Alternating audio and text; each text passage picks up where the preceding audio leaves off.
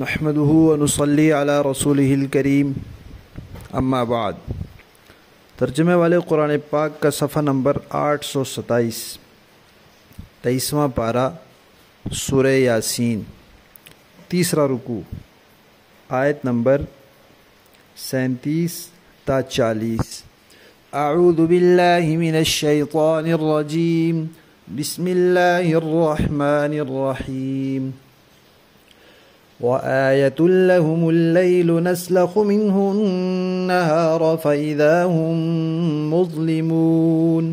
والشمس تجري لمستقر لها ذلك تقدير العزيز العليم والقمر قدرناه منازل حتى عاد كالعرجون القديم لا الشمس ينبغي لها أن تدرك القمر ولا الليل سابق النهار وكل في فلك يسبحون۔ صدق اللہ العظیم۔ اس سے پچھلی آیات میں اللہ تبارک و تعالی نے قیامت کی، مرنے کے بعد دوبارہ زندگی کی، جس کو ہم کہتے ہیں بعث بعد الموت، اس کی ایک دلیل بیان فرمائی تھی کہ جیسے ہم بنجر، مردہ، خشک زمین کو پانی کے ذریعے زندہ کر کے اس میں غلے، میوے، پھل اگا دیتے ہیں، اسی طرح ہم انسان کے مرنے کے بعد، اس کے مٹی ہونے کے بعد بھی اس کو دوبارہ زندہ کر سکتے ہیں اور کریں گے۔ اس کے ساتھ ہی آخرت کی ضرورت پر یہ بات ارشاد فرمائی تھی کہ دنیا میں ہر چیز کا جوڑا ہے، حیوانوں میں، انسانوں میں، چیزوں میں، تو اسی طرح دنیا کا بھی ایک جوڑا ہے، وہ آخرت ہے۔ اب یہاں سے آج کے سبق میں مرنے کے بعد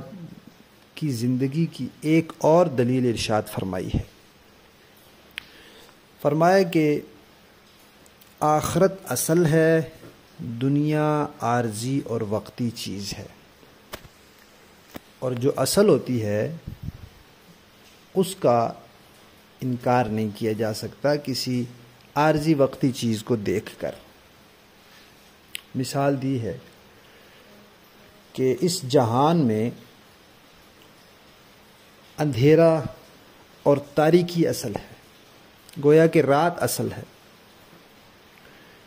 دن اور روشنی تو صرف وہاں ہوتی ہے اتنے حصے پر جہاں سورج روشنی دے رہا ہوتا ہے۔ اگر یہ سورج بے نور ہو جائے تو اس پوری دنیا کے اندر تاریکی ہی تاریکی ہو، اندھیرا ہی اندھیرا ہو۔ تو اس تاریکی اور اندھیرے والی اور رات والی دنیا میں جتنے حصے پر اللہ تعالیٰ سورج کے ذریعے روشنی کی چادر ڈالتے ہیں، نور کی چادر ڈال دیتے ہیں، اتنا حصہ روشن ہو جاتا ہے، اور جب اللہ تعالیٰ وہ چادر کھینچ لیتے ہیں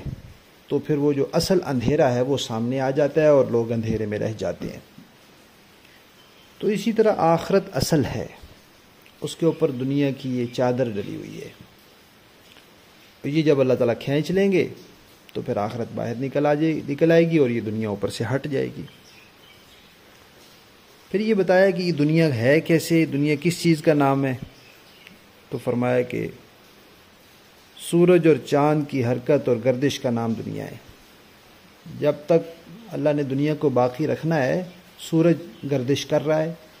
چاند گردش کر رہا ہے، اور ایک وقت آئے گا جب ان کی گردش کا وقت ختم ہو جائے گا، یہ اپنی جگہ پر پہنچ کے رک جائیں گے تو دنیا کا نظام بھی ختم ہو جائے گا۔ اور یہ دنیا کا نظام ختم ہونے سے پہلے ایک مرتبہ اللہ تعالیٰ سورج کو الٹی چال چلائیں گے، روز مشرق سے نکلتا ہے، اس دن مغرب سے نکلے گا۔ پھر یہ جو سورج اور چاند کا دنیا میں نظام ہے،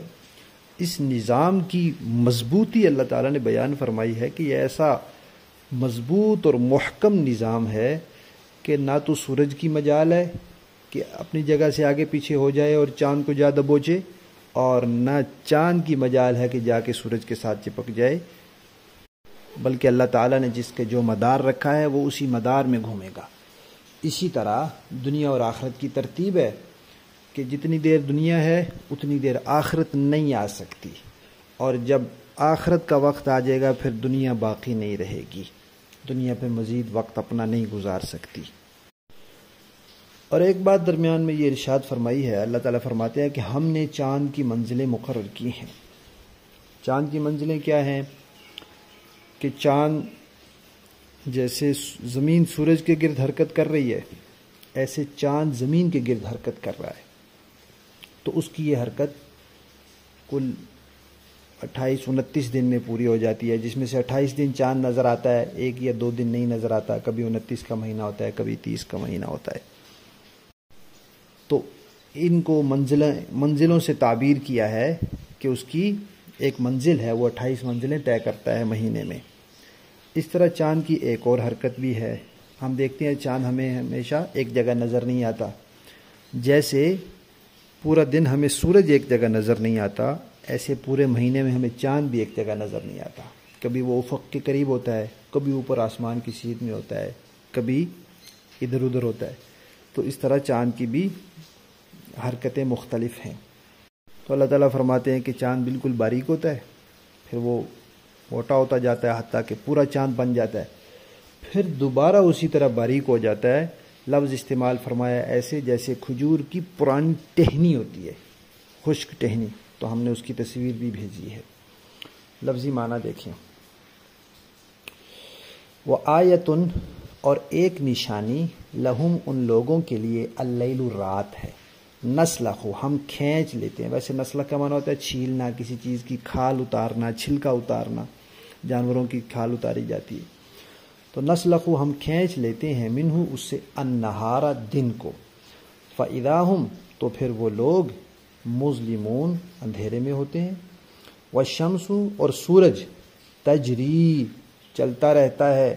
لمستقر، اپنے ٹھکانے تک، لہا، جو اس کا ہے، اللہ نے اس کے لیے ایک ٹھکانہ اور ایک وقت مقرر کیا ہے، تب تک اس کی حرکت رہے گی۔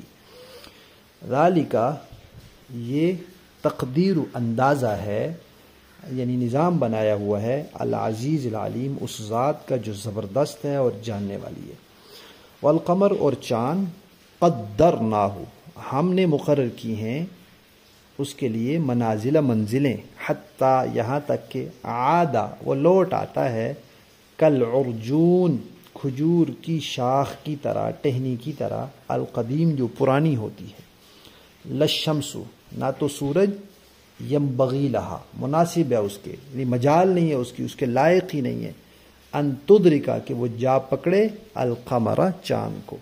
ولللیل، اور نہ ہی رات کی یہ مجال ہے، السابق، کہ وہ آگے بڑھ جائے، النہار، دن سے، وکل، اور ہر ایک، فی فلکن، خاص دائرے میں، یسبحون، تیر رہا ہے، گردش کر رہا ہے۔ با محاورہ دیکھیں جی، وَآیَةٌ لَهُمُ اللَّيْلُ نَسْلَخُ مِنْهُ النَّهَارَ فَإِذَا هُمْ مُظْلِمُونَ، اور لوگوں کے لیے ایک اور نشانی رات ہے، ہم اس پر سے دن کا چھلکا اتار لیتے ہیں تو یکا یک وہ اندھیرے میں رہ جاتے ہیں۔ والشمس تجری لمستقر لها، اور سورج اپنے ٹھکانے کی طرف چلا جا رہا ہے۔ ذالک تقدیر العزیز العلیم، یہ سب اس ذات کا مقرر کیا ہوا نظام ہے جو زبردست ہے اور جاننے والی ہے۔ والقمر قدرناه منازل حتى عاد كالعرجون القديم، اور چاند ہے کہ ہم نے اس کی منزلیں ناپ تول کر مقرر کر دی ہیں، یہاں تک کہ جب وہ ان منزلوں کے دورے سے لوٹ کر آتا ہے تو کھجور کی پرانی ٹہنی کی طرح پتلا ہو کر رہ جاتا ہے۔ للشمس ينبغي لها أن تدرك القمر ولا الليل سابق النهار وكل في فلك يسبحون،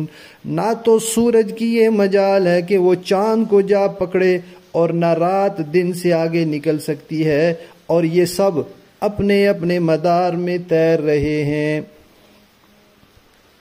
ایک سوال یہ ابھرتا ہے کہ قرآن پاک کہتا ہے کہ سورج حرکت کر رہا ہے، جبکہ سائنسدان کہتے ہیں کہ دنیا حرکت کر رہی ہے، زمین حرکت کر رہی ہے۔ تو سائنسدان بھی انکار نہیں کرتے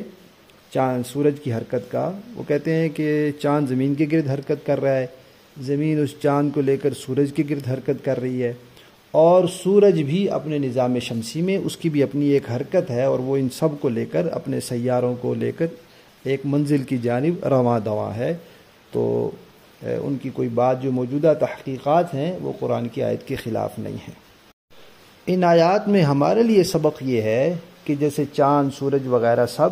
اللہ تعالیٰ کے بنائے ہوئے نظام کے مطابق چل رہے ہیں، تو انسان کو بھی چاہیے کہ اللہ تعالیٰ نے اس کے لیے جو زندگی گزارنے کا نظام اور طریقہ دیا ہے، انسان بھی اس کے مطابق زندگی گزارے۔ اللہ تعالیٰ ہمیں اس پر عمل کی توفیق عطا فرمائے۔